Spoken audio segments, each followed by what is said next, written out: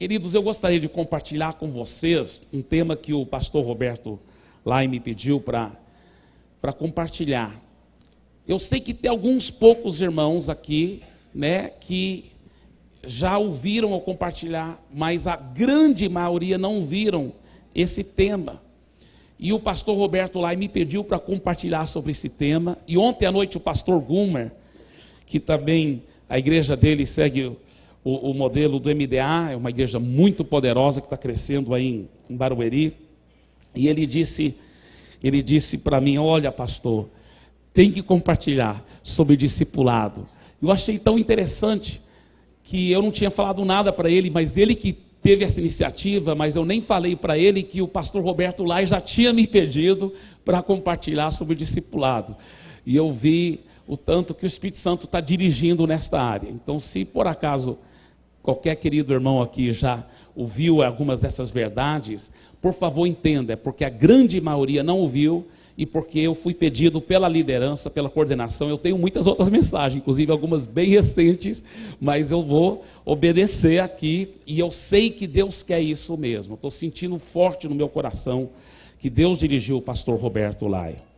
Então quero compartilhar sobre o tema discipulado, instrumento de Deus para nossa cura e nossa proteção. Discipulado, instrumento de Deus para nossa cura e nossa proteção.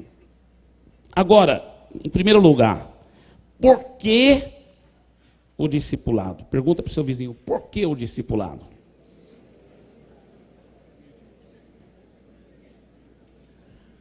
Tem uma história que eu conto muito, é uma história verdadeira. Só que de tanto eu contá-la, eu acho que eu venho melhorando essa história. Eu venho enfeitando cada vez mais. Então eu não posso garantir que ela aconteceu exatamente desse jeito. Mas ela serve para ilustrar. A história é sobre um homem que parecia muito rico, né? O jeito que ele estava vestido, parecia um empresário de super sucesso, aparência.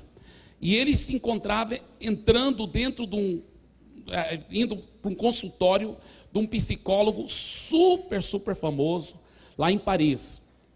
E ele então começou a derramar o coração dele para aquele psicólogo. Ele começou a dizer: olha, eu tenho tudo que uma pessoa poderia desejar, muito dinheiro, muita fama, tenho tudo, só que tem um problema: eu não sou feliz, eu tenho um vazio dentro de mim.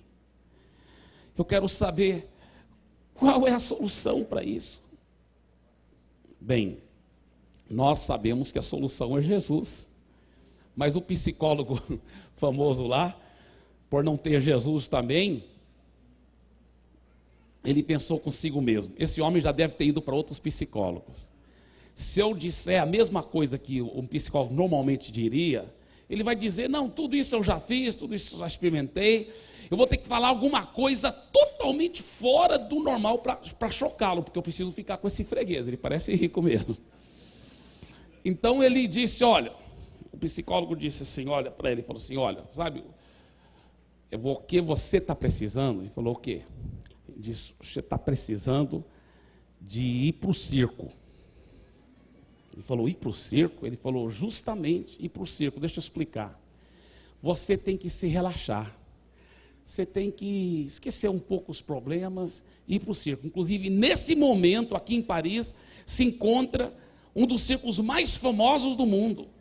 E lá tem um palhaço que ele faz qualquer um rir e relaxar. Aí ele mentiu, ele disse: eu fui lá, ouvi esse palhaço e minha vida foi mudada. Se você for, você vai ver como que vai ajudar, e vai ajudar muito. Aí o Senhor respondeu para o psicólogo e disse: o Senhor não está entendendo o meu problema. Ele disse: como que eu não estou entendendo, rapaz? Eu sei o que eu estou falando.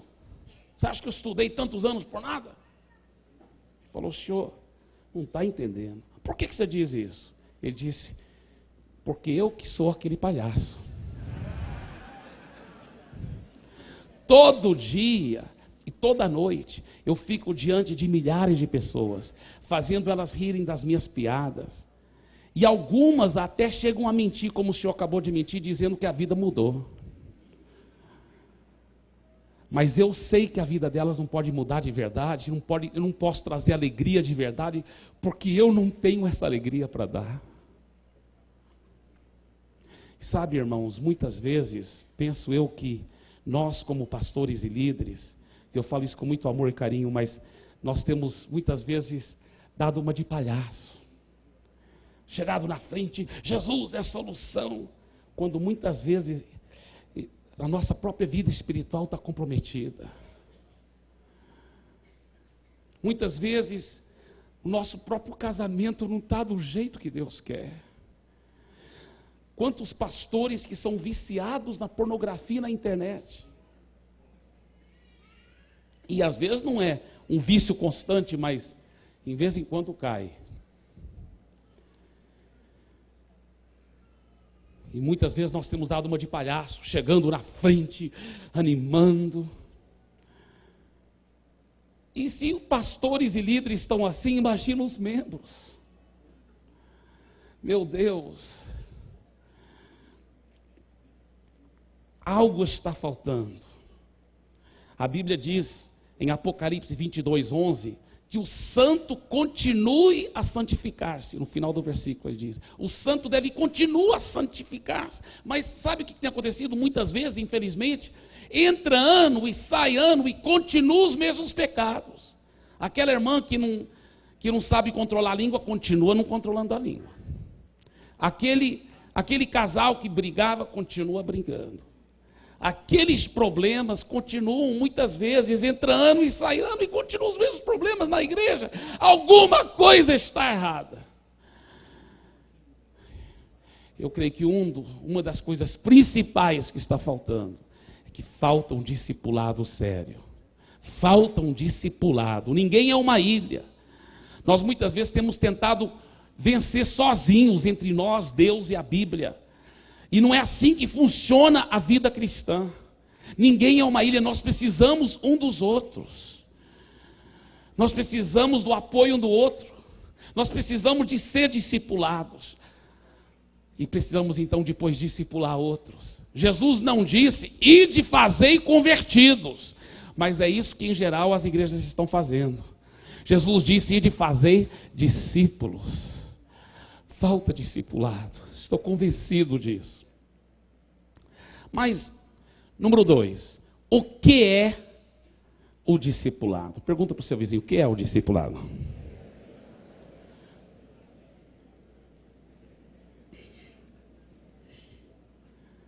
Será que discipulado é um aconselhamento? É alguém que pode então sentar e aconselhar outra pessoa? Sim, inclui aconselhamento. Mas é muito mais do que aconselhamento. Será que discipulado é amizade profunda? E você fazer vínculos de irmandade, de uma amizade que vai realmente ajudar outra pessoa a se abrir e receber ajuda através de uma amizade, de um cristão mais maduro, com aquele cristão menos maduro? Com certeza. Discipulado inclui amizade, essa amizade profunda, tem que ter essa amizade, mas é muito mais do que somente uma amizade profunda. Será que discipulado é então mentorear espiritualmente e também mentorear ministerialmente? É ser um mentor, um técnico para ajudar aquela pessoa realmente vencer na vida cristã, vencer os pecados e andar em vitória, uma família exemplar e também andar em vitória no seu ministério. Com certeza, eu aprecio tanto as coisas que o Dr. David Cornfield está fazendo nessa área de mentoreamento espiritual e ministerial. Discipulado inclui e muito o mentorear. Mas discipulado é mais do que isso. Inclui isso, mas é mais do que isso. Será que então discipulado é ensinar, é saber passar princípios não só na teoria, mas na vivência, viver com aquele discípulo e ajudá-lo a saber como colocar os princípios bíblicos em prática na sua vida. Sim, também, inclui com certeza isso. Mas é ainda muito mais do que isso. Então, o discipulado é ser um pai espiritual. É dar aquele coração paterno e assumir o seu filho espiritual e cuidar dele como um pai cuida e ajudá-lo a caminhar com vitória. Se for mulher, uma mãe espiritual para sua filha. Com certeza o discipulado é isso também. Mas é muito mais ainda do que isso. Discipulado é todas essas coisas que nós acabamos de compartilhar. Mas é muito mais. Sabe, talvez a definição mais sucinta e ao mesmo tempo toda abrangente do discipulado? Discipulado é transferência de vida. Transferência de vida. O discipulador serve de canal para transferir a vida de Deus para o discípulo. Nós não estamos fazendo discípulos para nós estamos fazendo discípulos de Jesus. E como bons discipuladores temos que saber como transferir a vida de Jesus para dentro daquele discípulo. Agora, deixa eu já dar alguns itens ainda debaixo desse segundo ponto sobre o que é o discipulado. Só para esclarecer, porque quando fala-se discipulado, tem algumas pessoas que começam a ficar já assustadas. Porque muitos têm usado esse nome de uma forma não bíblica. Não bíblica. Muitos têm usado esse nome como discipulada. De tentar controlar a vida do seu próximo. Eu quero até chamar o pastor Sandro aqui, por favor. Vem aqui, pastor Sandro. Pastor Sandro é um discípulo muito precioso. Ele é o pastor vice-presidente lá em Fortaleza. Tem me acompanhado já há muitos anos. Tem sido muito gostoso o nosso vínculo. E eu vou usá-lo como exemplo, como meu discípulo precioso. Veja bem, se você tem esse conceito, né, nem fala discipulado, quase com certeza é porque você soube ou você experimentou um discipulado não bíblico, que controla a vida do outro, né? Como alguém disse, discipulado, estou fora, né? Discipulado. Né? Esse tipo de discipulado você não deve realmente se submeter ao tipo de discipulado que quer dominar a sua vida, que quer controlar você. Isso aí é totalmente antibíblico, queridos. A Bíblia fala que não é para você se submeter a uma dominação. Alguém que quer, que fala assim, olha, você tem que falar comigo qualquer coisa. Você vai sair de férias, você vai ter que pegar minha permissão, viu? E tem mais. Por que você comprou aquele carro sem falar comigo? Você vai ter que vender aquele carro agora. Que é uma ordem, é uma palavra de comando. Misericórdia.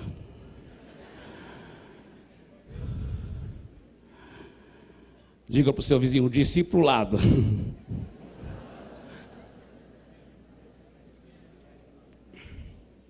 Olha, discipulado não é assim.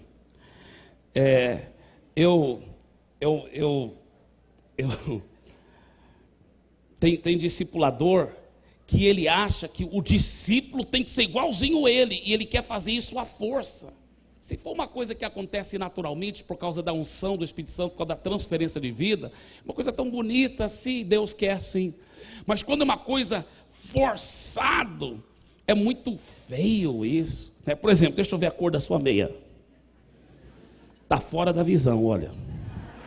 Não é a mesma cor do que a minha. Vai ficar debaixo de disciplina, tá? Então não é assim, queridos. Olha, o discipulador, ele deve olhar para o seu discípulo e ele deve se encarar como servo do seu discípulo. Ele fala, olha, eu estou aqui para servir você, para lavar seus pés. E agora eu estou falando o que é verdade do meu coração, Deus sabe que é. Pastor Sandro, eu estou aqui para lavar seus pés de coração. E eu me considero, em relação ao nosso discipulado, que o meu chamado principal, a razão principal que eu te discipulo, é de ajudar você a alcançar os sonhos de Deus para a sua vida. É de ajudar você a alcançar os sonhos de Deus para a sua vida. Eu quero investir em você, eu quero te servir. Alguém diz, mas pastor, um bom discípulo não deve ser submisso? Deve. Um bom discípulo não deve servir o seu discipulador, como Eliseu fez com Elias, deitando água para ele? Deve. Mas por isso que a Bíblia fala, servi-vos uns aos outros. Discipulado, de governar sobre o outro, eu falo com muito carinho, não é um conceito neotestamentário. O discipulado neotestamentário é de servir um ao outro, é de lavar os pés. Nós temos uma frase que nós usamos muito lá na nossa igreja local: nada forçado dá certo. Não é uma coisa forçada, é uma coisa espontânea, feita com amor e carinho, de amar, de servir, de cuidar, de ajudar aquela pessoa a alcançar os sonhos de Deus para a vida dela, para a vida dela. Isso que é o discipulado bíblico. Isso que é o discipulado bíblico. Agora, como que funciona? Fica aqui mais um pouquinho, vem cá, por favor, eu vou pedir, bem, o pastor Roberto está traduzindo, então eu vou pedir outro irmão, qualquer outro voluntário, qualquer outro homem, pode vir aqui, bem rapidinho no palco. Não tem nenhum voluntário? Tá, rapidinho, obrigado, querido. Tá, fica bem aqui mesmo. Você vai servir como meu discipulador, né? Meu discipulador mesmo é o pastor Paulo Jeff, depois eu vou falar mais sobre ele. Mas agora ele vai representar o pastor Paulo Jeff. Um dos grandes princípios para evitar abuso de autoridade no discipulado e qualquer tipo de manipulação emocional, etc., um dos grandes princípios é esse: todo discipulador tem que ter um discipulador sobre ele. Está entendendo? Então, por exemplo, quem me discipula é o pastor Paulo Jeff, que é o líder. Ele não pastoreia nenhuma igreja local, mas ele é o líder da Missão Paz no Brasil e no mundo, na realidade. Ele mora no Brasil, mas ele é o líder da Missão Paz Internacional, o pastor Paulo Jeff. Sobre ele tem uma diretoria da Missão Paz Internacional, interministerial, interdenominacional, denominacional. Cada um desses líderes da diretoria internacional estão em suas próprias igrejas, são de igreja diferente e tem cobertura nas suas próprias igrejas. Então, um deles é o discipulador pessoal do pastor Paulo Jeff, que dá cobertura para ele. Então você vê que ninguém fica sem cobertura, fica sem um discipulador cuidando dele. E o pastor Paulo Jeff, então, me discipula. Se eu começar a abusar de autoridade e de repente me deturpar demais aqui com o pastor Sandro, o que ele deve fazer? Não é só pode fazer, ele deve fazer isso. Primeiro ele deve me confrontar, claro, com amor, carinho e respeito. Mas se eu não me corrigir, o que ele deve fazer? Ele deve ir para o meu discipulador. E se eu disser para ele, não, você está proibido, você é meu liderado, meu discípulo, eu te proíbo, você não pode falar com o meu discipulador, com o pastor Paulo Jeff sobre isso. E se eu falar isso, irmãos, o que ele deve fazer? Ele deve ir assim mesmo. Porque nesse caso, aplica-se aquela frase, é proibido proibir. Nós ensinamos claramente para todos os membros da nossa igreja, se o seu discipulador estiver aconselhando erradamente, fazendo qualquer coisa errada, e você confrontá-lo amorosamente, ele não se corrigir, você deve informá-lo que você vai para o próximo nível. E se ele te proibir de fazer isso, então é proibido proibir, você vai assim mesmo, para o bem dele, porque você o ama, porque você quer protegê-lo também, de virar um Hitlerzinho. Então, isso é tão importante. Agora, obrigado, mas continua mais um pouquinho aqui, obrigado sua gentileza. Como que funciona na prática? Como que funciona na prática? Deixa eu falar um pouco sobre como funciona na prática. Dentro da igreja local, todos estão em células. Igreja em células, você já sabe como funciona. Então, todas as células, todo mundo é cuidado um a um. E deixa eu explicar como é feito isso. Eu vou pegar, porque quando tem vários níveis, né, pastor de região, pastor de distrito, etc, etc, etc, aí é um pouco mais complicado, mas vou pegar onde só tem 2 níveis, o líder de célula e os supervisores de célula, tá? Numa igreja menor, só para poder entender melhor. Então, vamos supor, então o pastor titular daquela igreja, ele vai discipular os supervisores das células, um a um, ele vai reunir com eles, por isso que às vezes vai ter que ter mais pastores, né, quando tem muitos supervisores, aí ele vai começar a discipular só os pastores, né, e os pastores que vão discipular os supervisores, mas estou falando quando só tem poucos supervisores, ele vai discipular os supervisores um a um, durante a semana, né. Eu, por exemplo, toda quarta-feira à tarde tenho o meu tempo de discipulado com o pastor Sandro, ele vai lá na minha casa, junto com a esposa dele, e a esposa dele reúne com minha esposa. E às vezes nós 4 reunimos, toda semana, um a um, discipulando, reunindo, orando juntos, buscando a Deus juntos. Agora, o pastor então discipula os supervisores, um a um. A esposa dele, as esposas dos supervisores, ou as supervisoras. E o supervisor então discipula o líder de célula. Por isso que os nossos setores são pequenos. Por quê? Porque nós não temos um supervisor que cuida de um monte de líder de célula diretamente, só se ele tiver outros supervisores o ajudando. Por quê? Porque ele vai ter que cuidar de cada um dos líderes de célula um a um, discipulando com eles. Então, além dele supervisionar, visitando as células, pegando elas de surpresa, ele também está aqui reunindo um a um durante a semana com aquele líder de célula. O líder de célula vai ter vários auxiliares da célula dele, que ele discipula um a um. E aqueles auxiliares, então, vão cuidando dos outros membros um a um. E aqueles outros membros, então, não tem ninguém para discipular, então eles têm que ganhar almas para Jesus, para poder também discipular um a um. Porque a grande comissão não é ir de procurar um discipulador. Ter um discipulador é só um meio para alcançar o fim. É para se qualificar para ser um bom discipulador.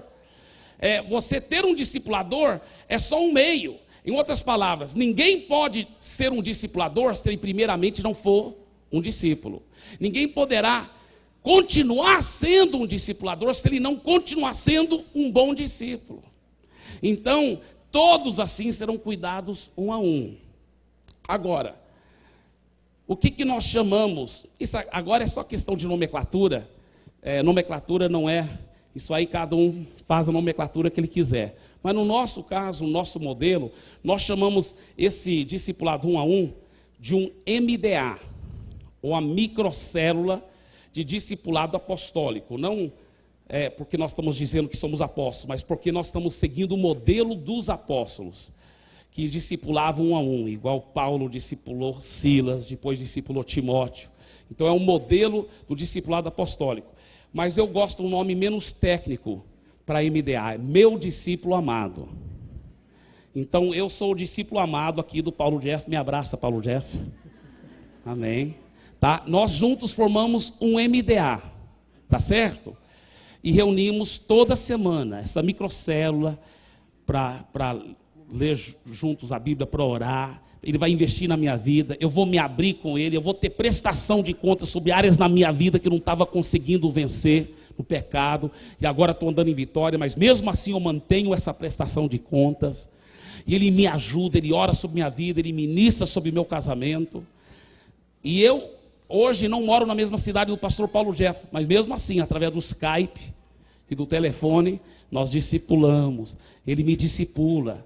Quantas e quantas vezes já ajoelhei ao lado da cama com o telefone na mão ou com o headset do Skype e ele orando sobre a minha vida. Tem sido tão gostoso continuar sendo discipulado semanalmente pelo meu líder. Ai de mim se eu não tivesse um discipulador. Aí eu também reúno toda semana com o pastor Sandro. Então isso aqui também forma o quê? Um MDA. Então você vê aqui tem 3 pessoas mais 2 MDAs. Nós não contamos todos os MDAs de crianças, porque criança é diferente. É o pai que discipula o filho, a mãe discipula a filha. Isso é natural, deve acontecer sempre, ensinamos isso muito. Então nós não contamos esses. Então quando falamos dos MDAs, são mais dos adolescentes, jovens, adultos, especialmente jovens e adultos. E deixa eu agora te dar alguns números interessantes. Vamos supor que esses MDAs são contados. Nós começamos a imaginar assim: se a célula é o coração da igreja local, e nós contamos as células para estimular o crescimento da honra a quem honra merece, e se nós começarmos a contar os MDAs, os discipulados, porque lá está o âmago da grande comissão, é fazer discípulos de todas as nações. Então vamos contar esses MDAs para estimular pessoas a realmente estarem discipulando um ao outro. Então, irmãos, começou a ser uma revolução. Isso começou no final de 99. Bem, durante o ano de 99. Ano de 99. 2 coisas aconteceram. A qualidade primeiro aumentou tanto, porque todo mundo estava sendo bem discipulado. E depois veio o crescimento numérico, uma explosão impressionante. Até os números que o pastor Roberto Lai deu aqui já são antigos. Ele estava lá em janeiro, ele viu escrito em alguma folha, de lá para cá já mudou muito, porque eu estava falando esses dias com meu querido discípulo, o pastor Geraldo, que continuou lá. Ele supervisiona mais do que 400 igrejas lá na base regional de Santarém. Eu liderava essas 400 e tantas igrejas, e eu mudei com uma equipe para Fortaleza para começar do zero de novo. E eu deixei meu querido discípulo, o pastor Geraldo, cuidando lá. Então eu discipulo ele por telefone também, uma vez por semana. Minha esposa discipula a esposa dele. E lá ele tem todo, está discipulando as lideranças. Mas nessas 400 e tantas igrejas na base regional de Santarém, na cidade de Santarém, eu não vou nem falar das igrejas ribeirinhas e tudo, porque é muito lindo o que Deus está fazendo. São dezenas de barcos evangelizando, fundando igreja. A maioria dessas 400 e tantas igrejas estão lá na selva amazônica, no ribeirinho, esquecido por todos, menos Deus. E olha, é muito lindo. Mas na cidade de Santarém, tem várias igrejas da paz muito grandes. As 3, 4 maiores igrejas locais da cidade são as igrejas da paz. Só que algumas delas têm até se unido agora, uma fusão com a sede. Continua o prédio lotado de pessoas, mas administrativamente tudo tem sido uma só igreja, mas não todas elas, ainda tem muitas, algumas das maiores, aliás, a segunda maior ainda é uma igreja local, mas muito ligada e submissa, claro, à sede, mas não faz parte da igreja local da sede. Mas só na igreja local da sede, olha como que é, sem contar as outras grandes igrejas da paz que tem na cidade. São 17 cultos de celebração no domingo, em 6 lugares diferentes. E alguns dos auditórios são enormes. E é a mesma mensagem, viu? Os pastores são diferentes, que pregam da mesma equipe pastoral, que estudam o esboço e pregam a mesma mensagem, porque depois aquilo vai ser aplicado na prática dentro da célula, aquela mensagem. Então é a mesma mensagem nos 17 cultos de celebração. Agora, só no prédio principal da igreja mãe, que é muito, muito grande, são 7 cultos, um após o outro, e tem telão em 3 lugares fora para poder conter as multidões. Agora colocou mais, ele cobriu mais um lugar, agora recentemente, está com um telão bem grande lá, mas quando eu falo os 17 cultos, não estou contando esses telões em outras salas. Eu estou falando de prédios diferentes mesmo, os 17 cultos. Por coincidência, deu exatamente agora na contagem, isso é só da igreja mãe, 3.000 células. Eu nunca vi isso dar certinho, né, pastor? Normalmente é 2.990, mas deu certinho 3.000 células. Agora, cada uma dessas 3.000 células, elas são encorajadas a evangelizar outras pessoas. Então, vamos supor que se eu sou um líder de célula, esses são membros da minha célula, ele talvez vai começar um grupo de evangelismo na casa dele. não é uma célula ainda, poderá se transformar numa célula, mas é só um grupinho de evangelismo. Então nós chamamos aquilo de GE, Grupo de Evangelismo. Olha quantos grupos de evangelismo tem, 6.020 grupos de evangelismo.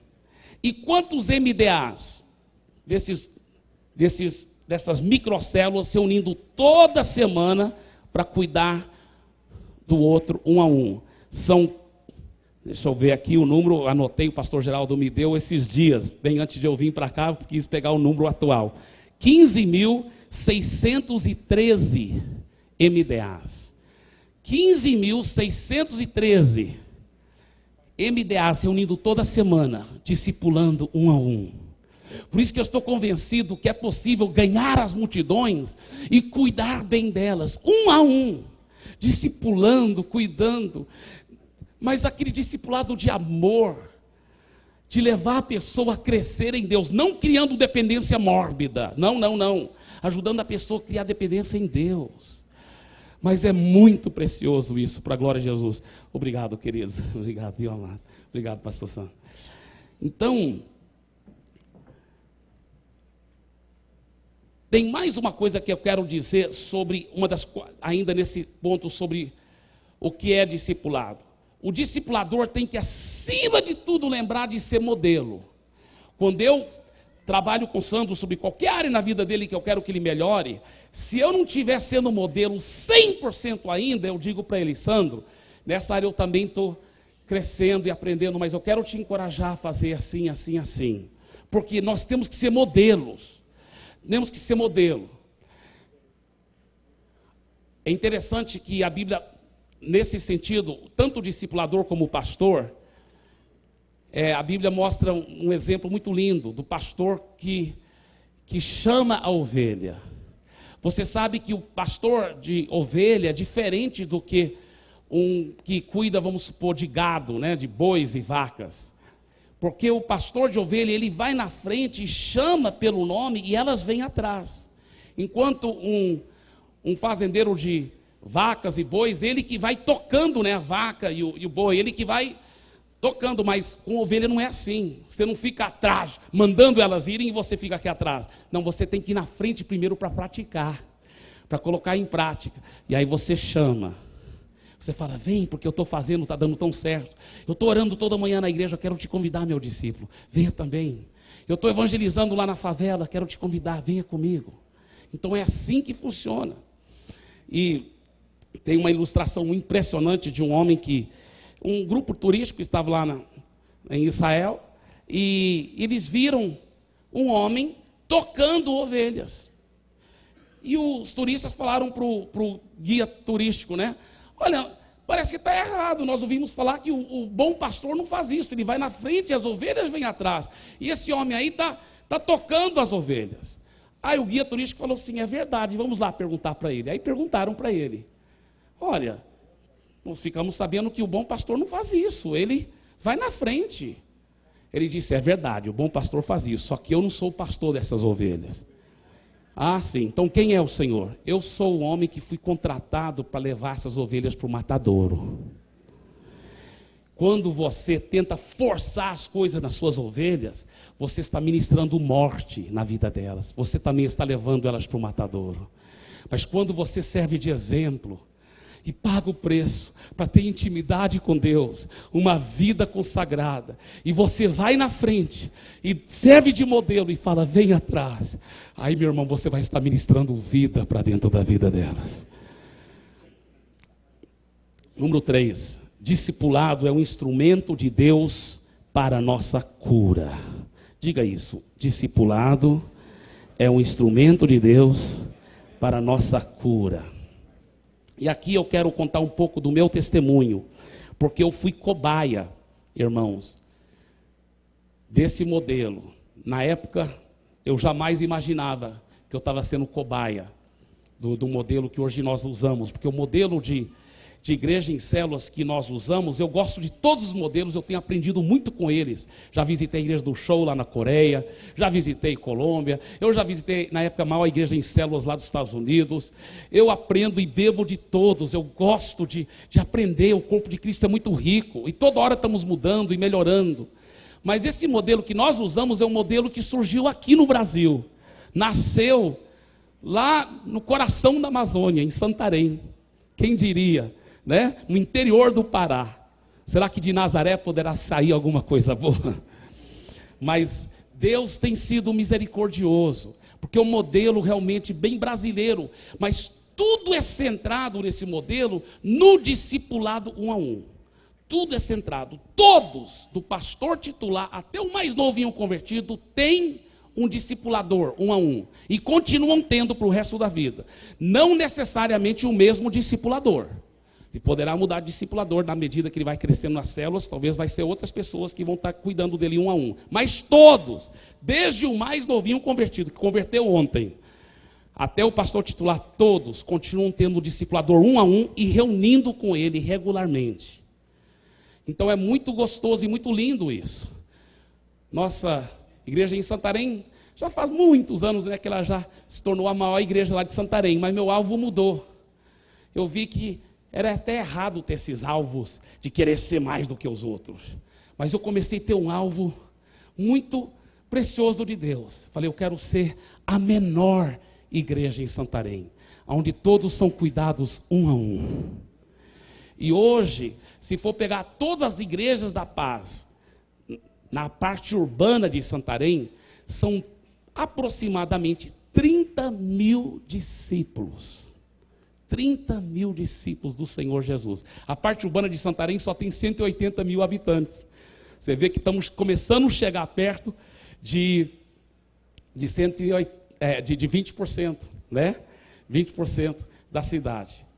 Eu fiquei sabendo agora esses dias que a prefeita fez uma decisão pública lá em um dos nossos 17 cultos da sede, e ela já tinha feito uma decisão particular, mas agora ela assumiu mesmo, e tem sido uma coisa muito bonita o que tem acontecido na cidade. Nós temos visto salão de festa fechando, o salão mais badalado de festa, que era o mais agitado e o mais, né, elitizado.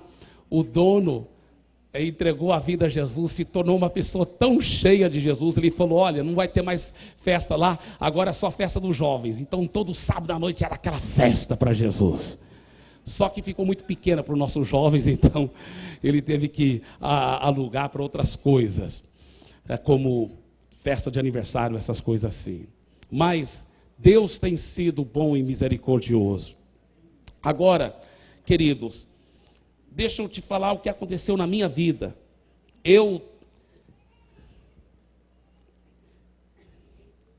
sofri demais, porque quando eu comecei a pastorear, eu era solteiro, e eu pensava que eu estava andando em vitória,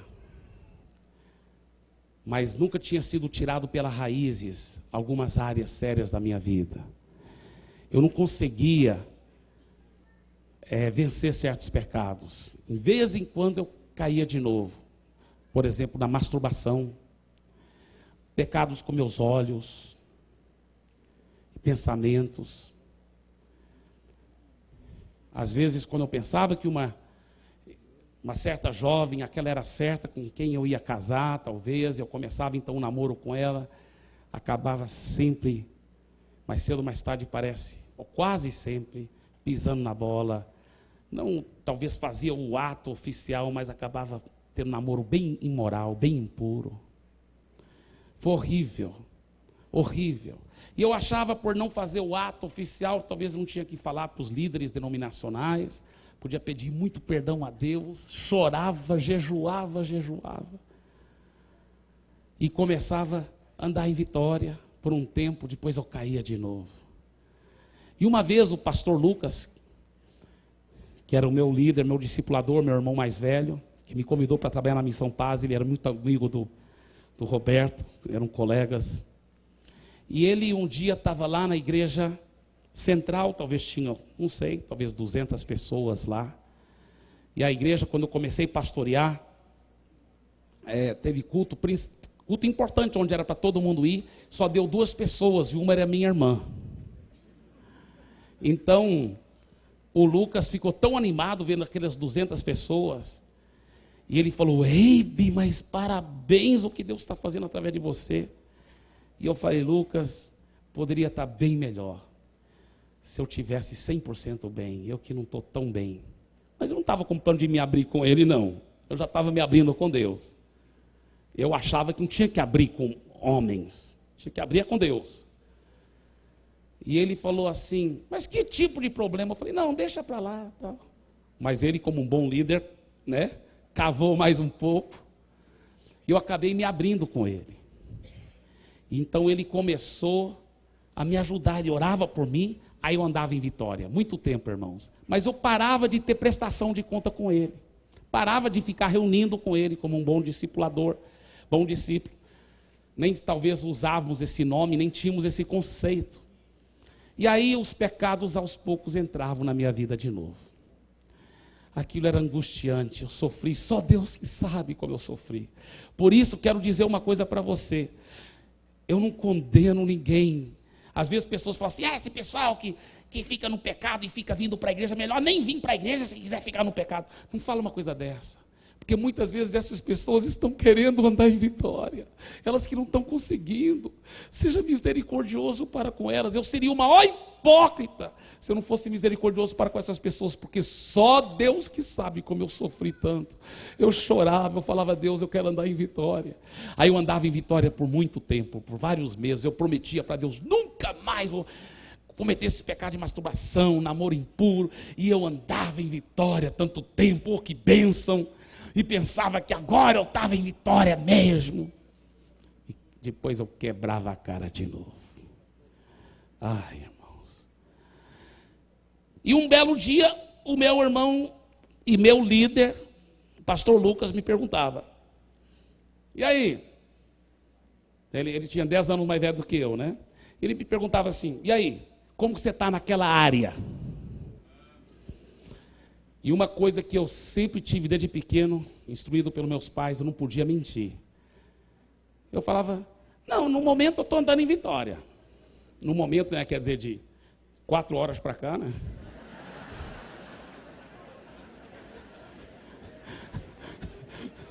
Aí ele falava, aí ele fazia uma pergunta mais específica: não, mas me fala como que tem sido, desde a última vez que nós falamos. Você está andando em vitória o tempo todo? Aí eu não podia mentir. Eu falava: não tenho. Aí eu me abria com ele, ele orava comigo, e eu andava em vitória mais um tempo, até eu cair de novo. Na realidade, hoje em dia, eu olho para trás e vejo que era para ele ter logo me tirado do ministério, para passar um processo de restauração. Mas todos nós estamos aprendendo e crescendo, e pelo fato de eu não cometer oficialmente certos pecados que levaria a isso, então ele não me tirava. Mas eu sabia que eu precisava de alguma coisa urgente. Eu me lembro uma das últimas vezes que eu me abri a última vez que eu me abri com ele sobre um pecado grosseiro. Eu senti tanto alívio, porque eu me abri logo. Deixa eu falar para vocês uma coisa que eu aprendi. Eu vi que toda vez que eu me abria com ele, eu andava em vitória. Então eu falei para ele: Lucas, eu quero lhe prometer que você vai saber dentro de 24 horas qualquer um desses tipos de pecado. Eu prometo, eu lhe dou minha palavra. Aí eu comecei a cumprir cuidadosamente essa palavra. E me abri com ele e falei: Deus, o Senhor tem que fazer alguma coisa, porque não basta só eu me abrir, dirige através da minha liderança. Olha só, irmãos, essa oração é preciosa. Dirige através da minha liderança. E o Lucas falou: graças a Deus que finalmente ele teve essa revelação, porque eu não tinha. Ele falou: acho que você deve sair um tempo do ministério.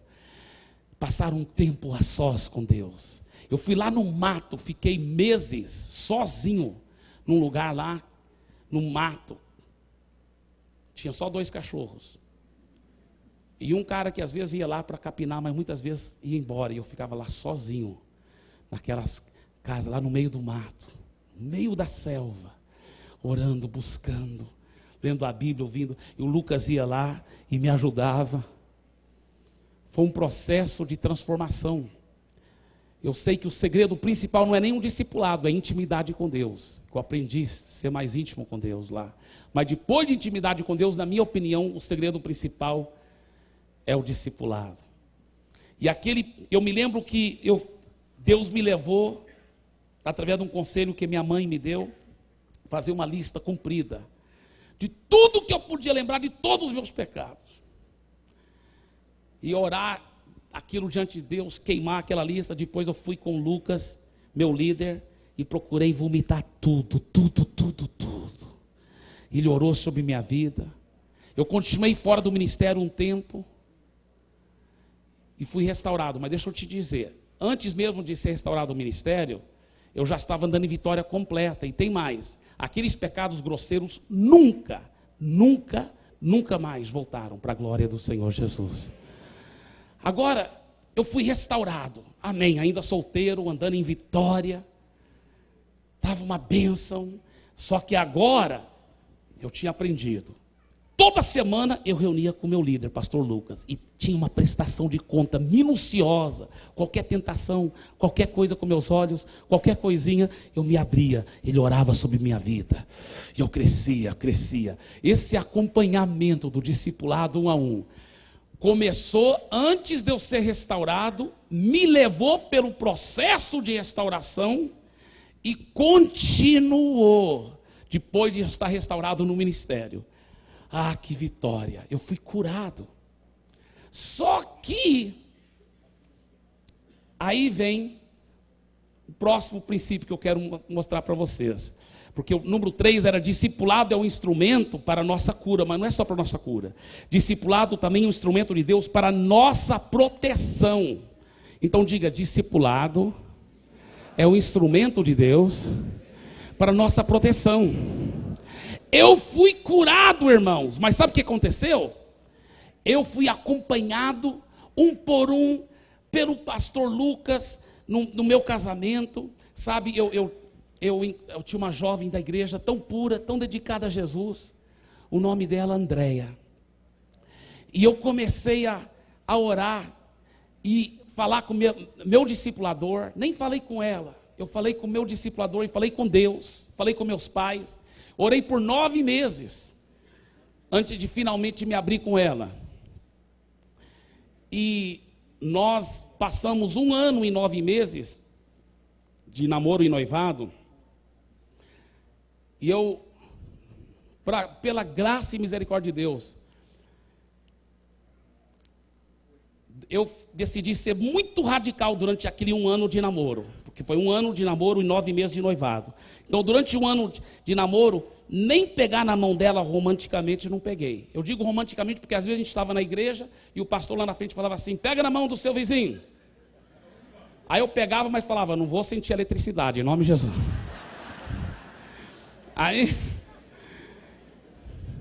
mas, depois de um ano, no nosso noivado, quando o meu irmão, o pastor Lucas, orou e fez o nosso noivado público, dali em diante foi só leves expressões de afeição. Beijinho, pegar na mão, abraçar de lado, por 9 meses, também continuando andando em pureza e santidade. Quando meu pai nos declarou casados, ele fez o casamento, quase que eu fiz sinal da cruz, mas não foi.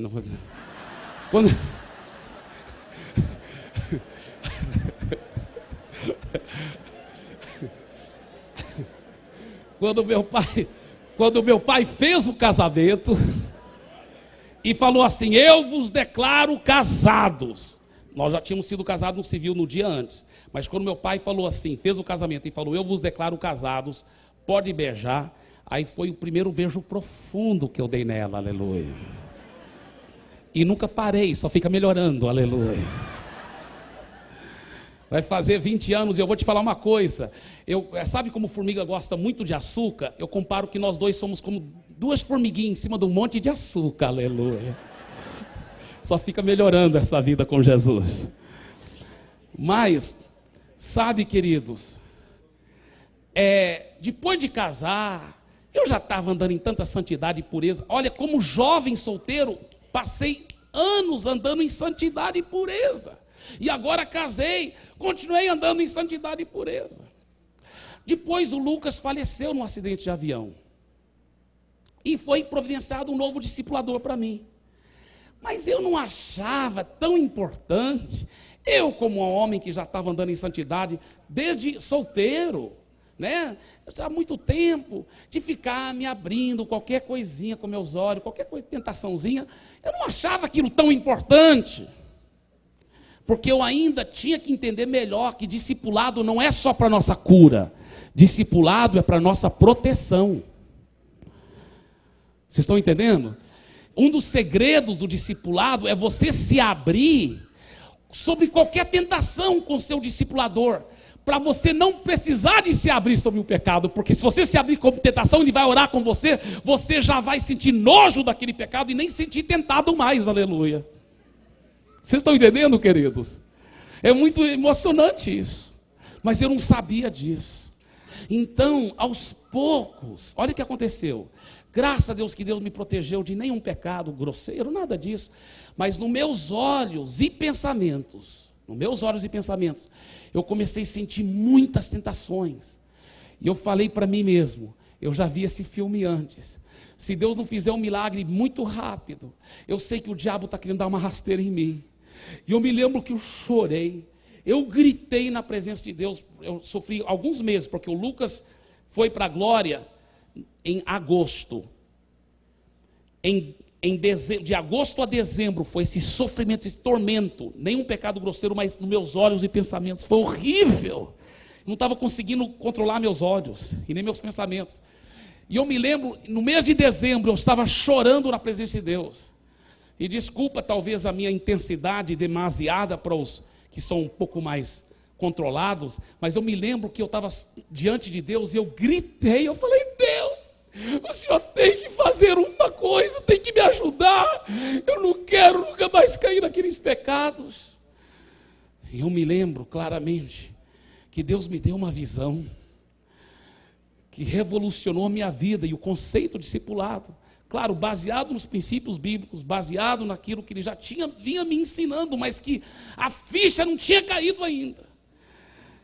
E nessa visão foi o seguinte, eu me vi debaixo de um guarda-chuva, feliz.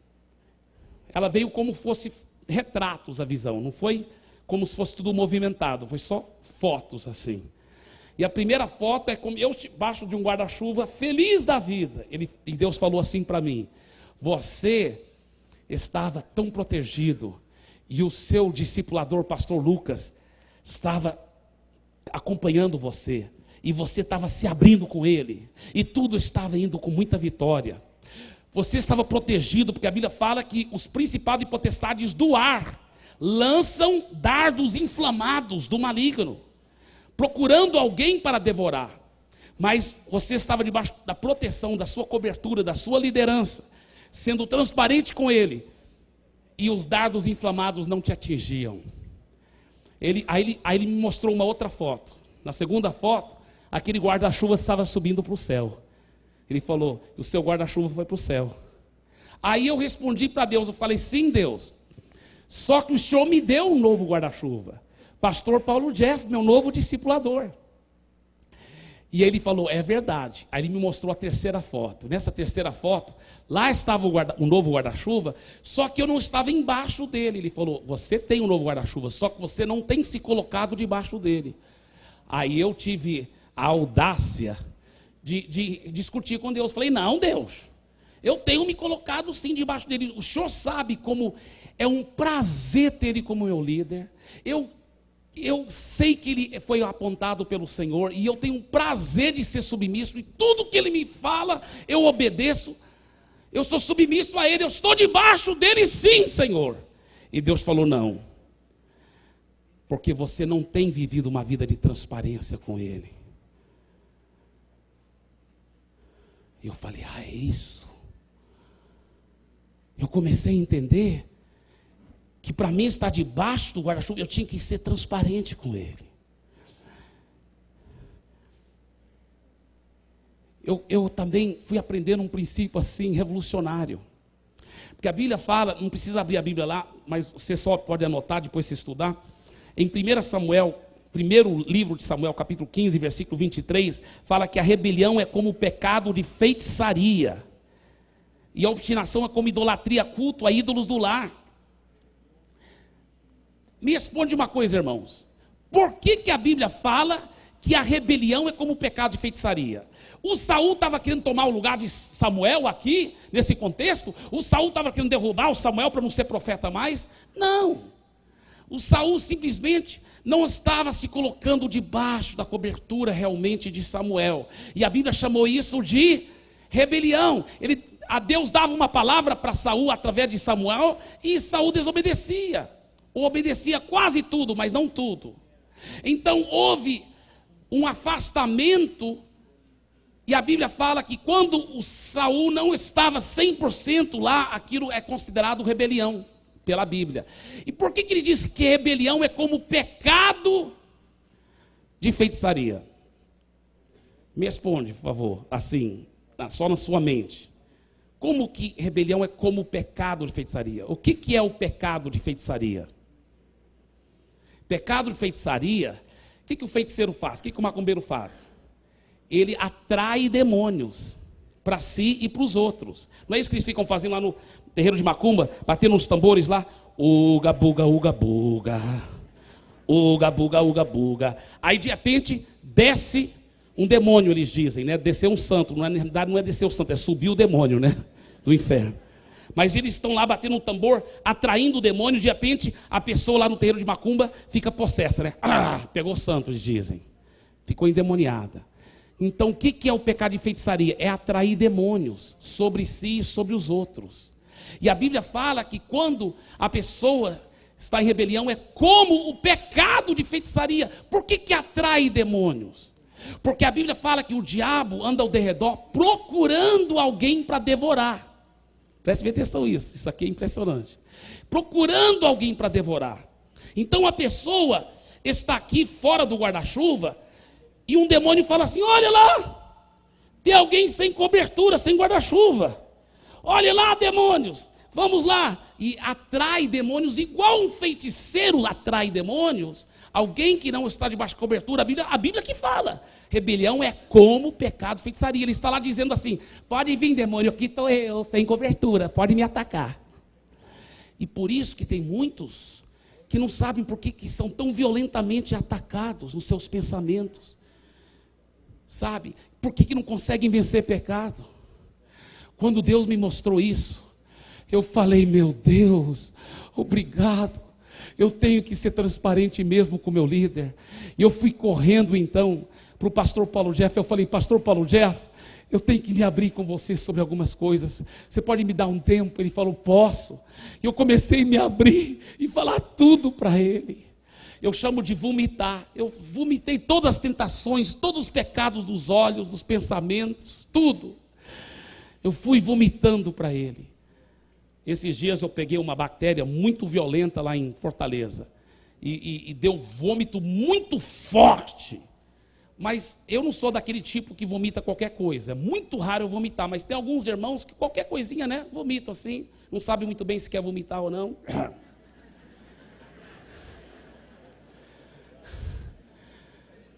Mas sabe daquele outro tipo de vômito? Que quando ele vem com tudo.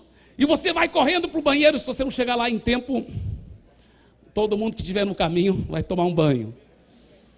Esse tipo de vômito que eu vomitei, eu me lembro que eu comecei a falar para o Paulo Jeff sobre meus pecados, não controlando meus olhos e as tentações. E de repente eu vi que eu estava falando tão alto. E me veio o pensamento: meu Deus, todo mundo que está nos outros lugares vão ouvir meus pecados. Aí eu pensei comigo mesmo: sabe, até se eles ouvirem, eu sei que vai ser daqui para trás, porque daqui para frente eu vou andar em vitória. E queridos, foi o que aconteceu. Isso foi em 94, dezembro de 94. Dezembro de 94. Já faz o quê? 15 anos atrás. E de lá para cá, até nessas áreas de pensamentos e olhos, eu tenho visto tanto crescimento. Eu tenho realmente mantido transparência com o meu líder. Qualquer tentaçãozinha. Eu tenho... As pessoas poderá até achar que eu estou sendo exagerado, não tem que fazer tudo isso. Mas eu aprendi o segredo da vitória, que discipulado não é só para cura, é para proteção. Alguns anos atrás, uns 7 anos atrás, eu estava andando, eu me lembro, andando no avião da TAM, e o avião da TAM tem aquelas revistas, da TAM, né? E eu estava olhando a revista, e apareceu um comercial, não sei se era de perfume, alguma coisa, e tinha uma mulher lá mal vestida, assim, né? E eu me lembro, claro que eu não fiquei olhando, porque já há muitos anos, desde solteiro, que Deus me deu essa vitória de não ficar olhando. Mas eu dobrei a folha, mas quando eu estava dobrando a folha, eu bebi um pouco com meus olhos. E aquilo me afetou. Eu sabia que eu tinha feito errado.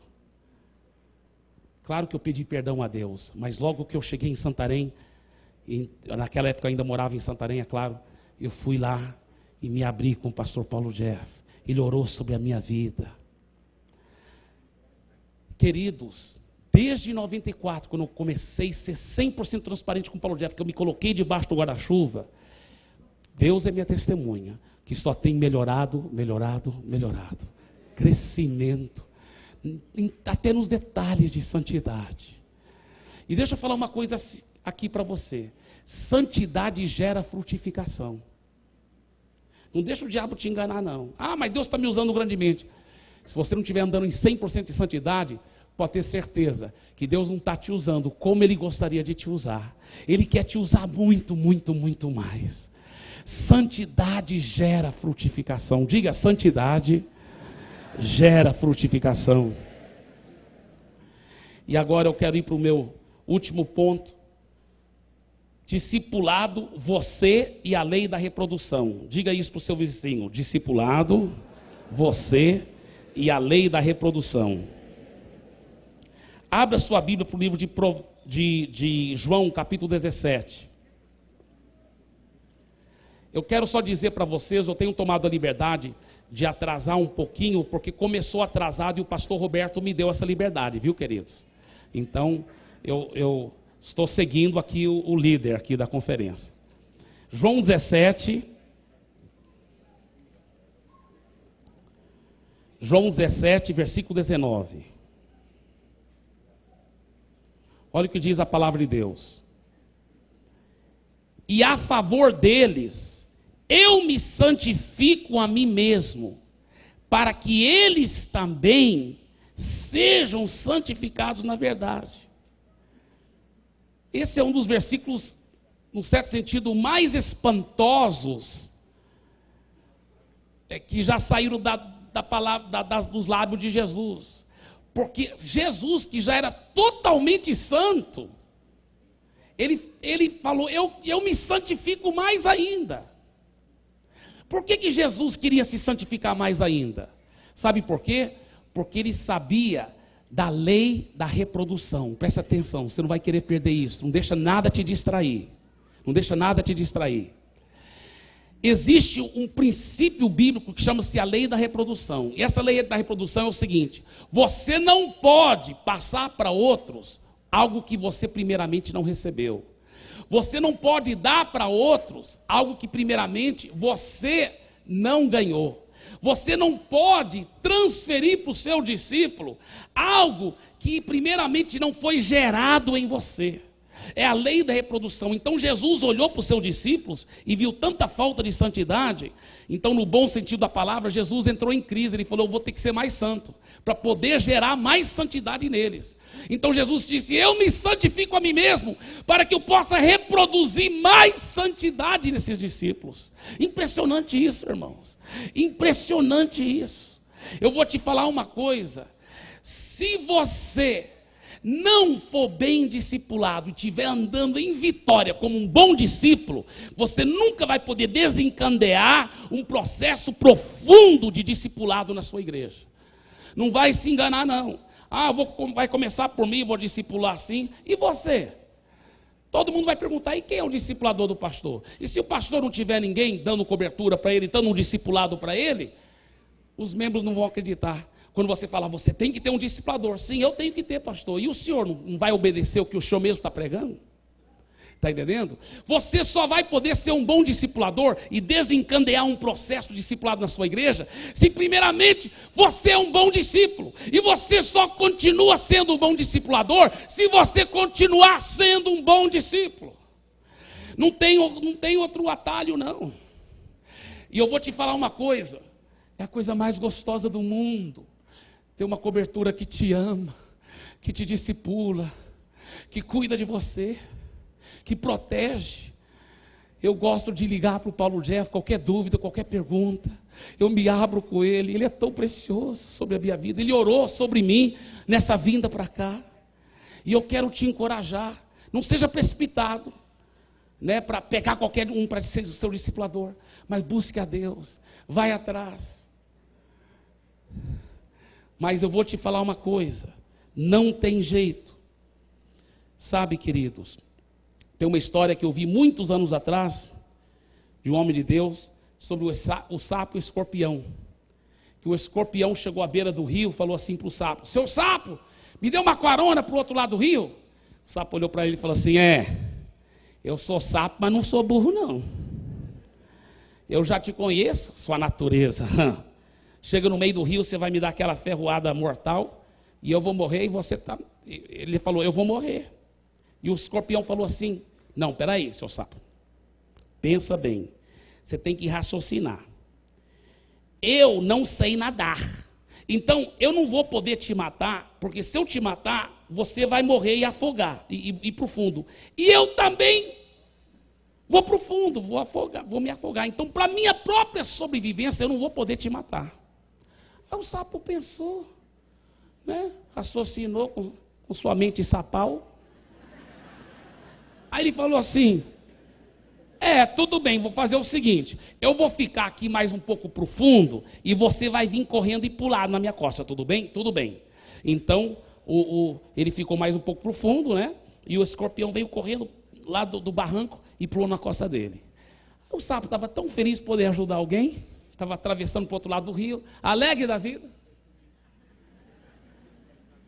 Quando chega no meio do rio, o escorpião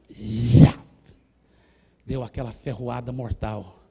O sapo começou a tremer e disse: seu escorpião, por que você fez isso? Ele falou: eu não sei, seu sapo, eu não estava com plano, eu lhe prometo, eu não estava com plano.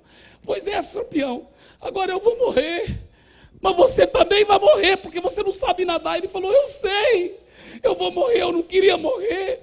Então por que você fez? Eu não sei por que eu fiz, eu não queria, eu nunca estava com plano de fazer, eu lhe prometo, seu sapo.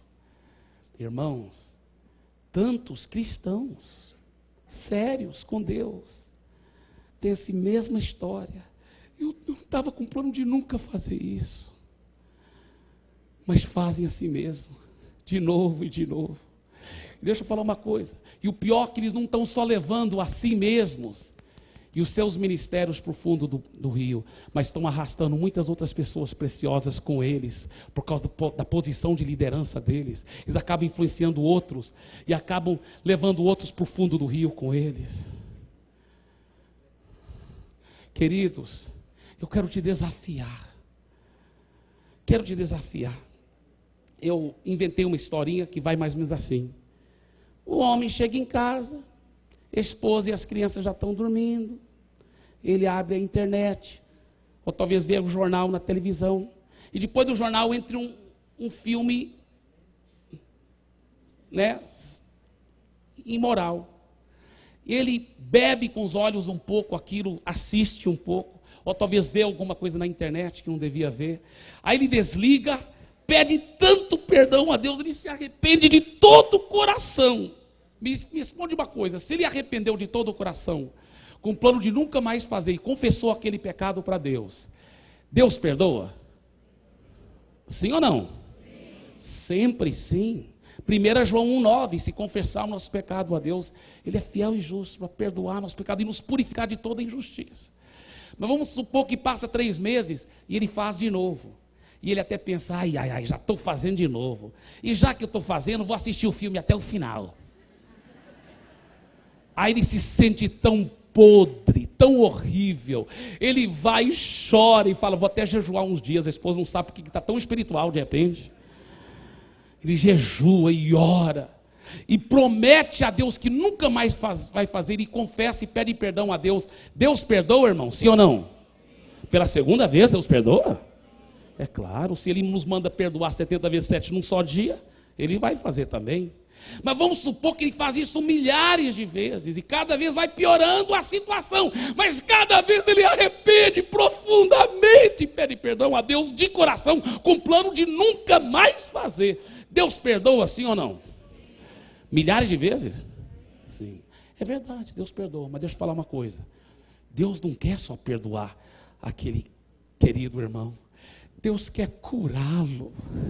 Deus quer transformar a vida dele.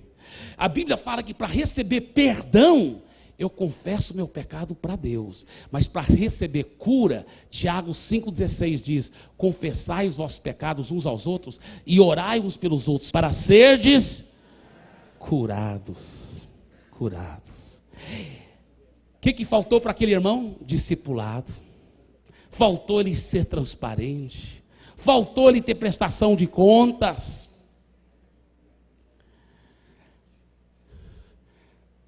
Talvez seu pecado não é nessa área de moralidade, talvez é na área de consumo compulsivo.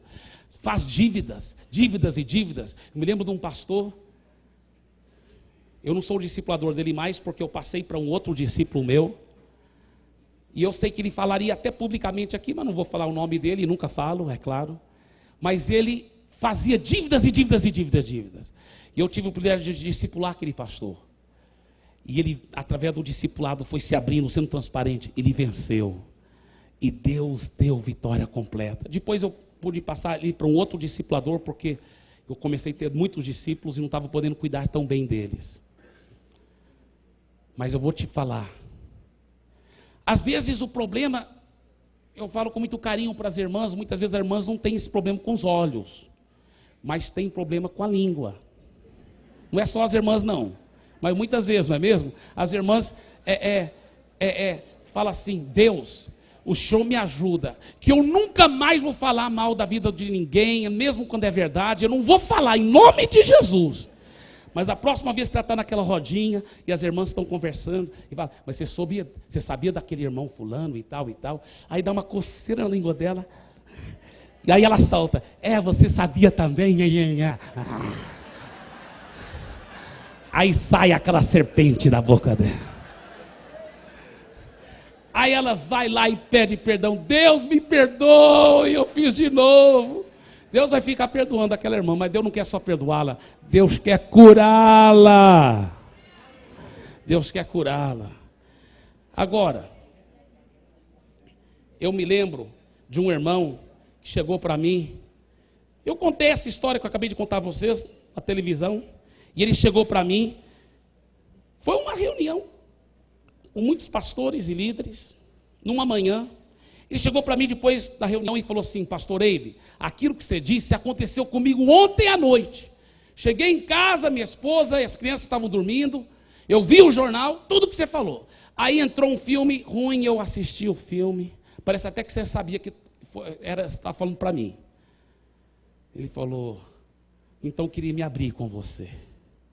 Eu falei para ele: pastor fulano, eu te respeitava, te admirava tanto, mas agora eu te respeito e te admiro muito mais, porque você está tendo a coragem de se abrir e receber ajuda. Aí eu garanti um bom discipulador, um outro pastor para discipular, para acompanhá-lo, e aquele irmão foi andando em cada vez mais vitória para a glória do Senhor Jesus.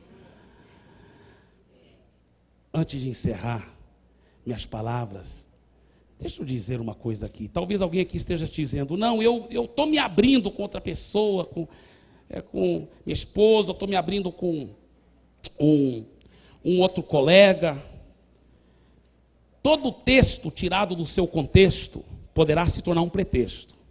Se você ler o contexto lá de Tiago 5, ele fala assim: está alguém entre vós doente? Pode ser doença de enfermidade física, doente da alma. Está alguém entre vós doente, não consegue vencer um pecado? Chame os presbíteros da igreja, e esses oram sobre ele. Coração da fé salvará o enfermo. confessai, pois, vossos pecados uns aos outros e orai uns pelos outros para ser curado. O contexto lá é sobre alguém que é seu líder, sua cobertura, que te preside, presbítero, que te preside espiritualmente. Alguém, um discipulador, uma discipuladora com quem você vai se submeter. Não é se abrir com qualquer um, não. Tem que se abrir com alguém que tem posição de autoridade sobre a sua vida, para ele que possa te tratar, para ele que possa te ajudar, para que ele possa te dar direção e orar sobre a sua vida. E quando a sua cobertura espiritual ora sobre a sua vida, você é curado. Quantas vezes as mínimas tentações, eu ia correndo lá para a casa do Paulo Jeff, me abria e eu ajoelhava, não diante do Paulo Jeff, diante de Deus, mas a maioria das vezes eu gosto de me ajoelhar. O que diz a Bíblia? Confessai os vossos pecados uns aos outros, não é só isso. Orai uns pelos outros. Aí ele orava por mim, para seres curados. Irmãos, quantas vezes eu já saí da casa do Paulo Jeff, pensando assim, rapaz, eu estou bem com Deus, eu estou bem com minha esposa e minha família, eu estou andando em santidade, agora só falta uma coisa, ganhar o mundo para Jesus. E eu mastigando prego, cuspindo fogo, fumaça saindo das minhas orelhas. Sai da frente, demônio, porque lá vou eu ganhar o mundo para Jesus. Aleluia, amém.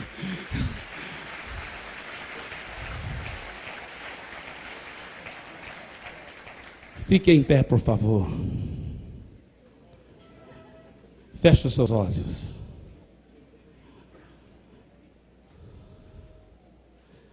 Discipulado, você e a lei da reprodução. Eu quero deixar um desafio muito grande.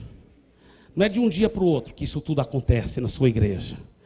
Mas se você começar a ser discipulado, você vai começar a pegar alguns homens chaves, a sua esposa, algumas mulheres chaves. Você vai começar a discipular. Irmãos, isso revolucionou a nossa igreja. Sabe, queridos, uma das coisas que aconteceu lá em Santarém, tantos homens que antigamente não estavam dando em vitória.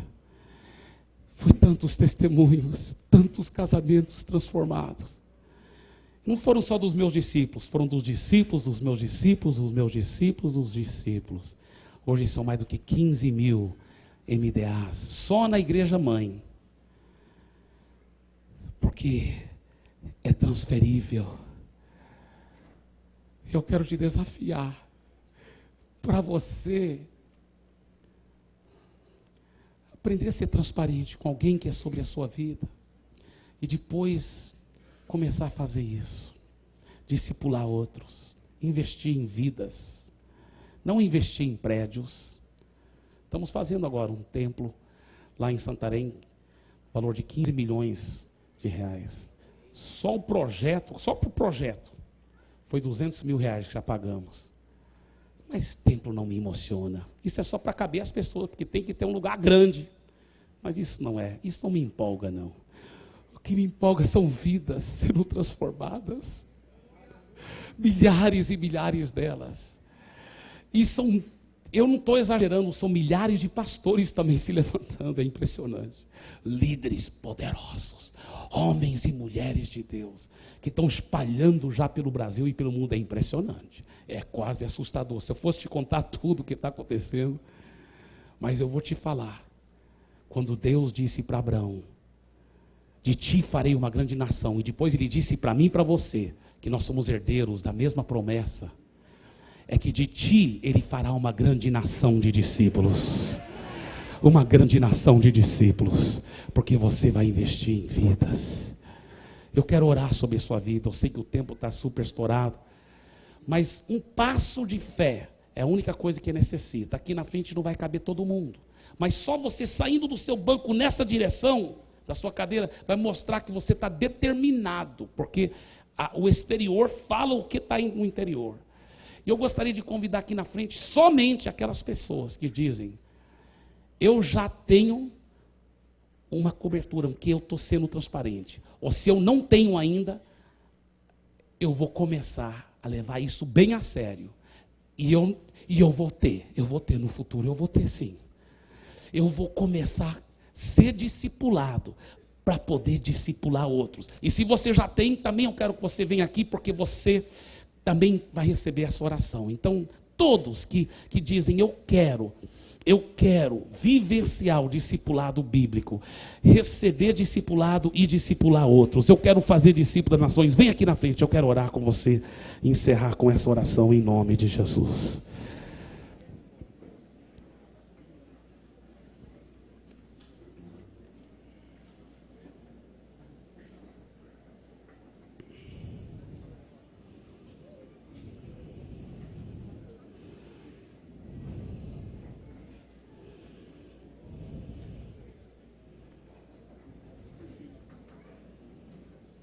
Eu vou fazer essa oração daqui a poucos instantes.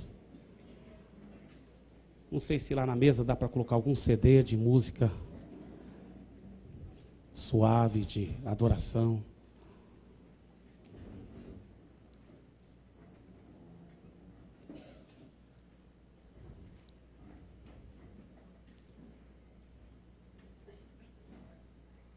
Vamos fazer o seguinte, mesmo sem instrumento, vamos cantar essa música.